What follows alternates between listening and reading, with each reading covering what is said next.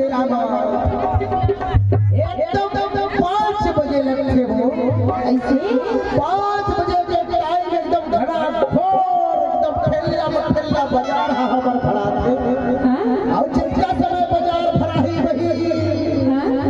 वही समय तोर और भेंट होही वो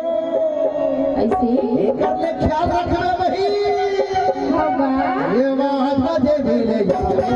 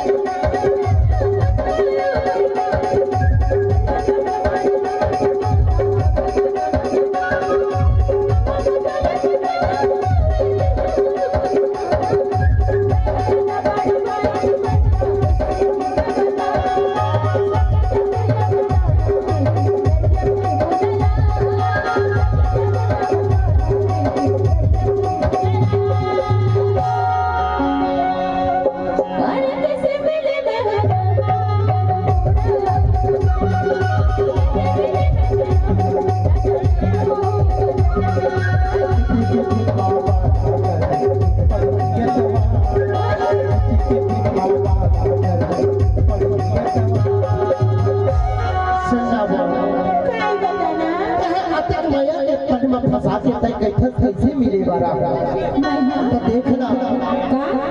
जब ले तो समय हो गए वही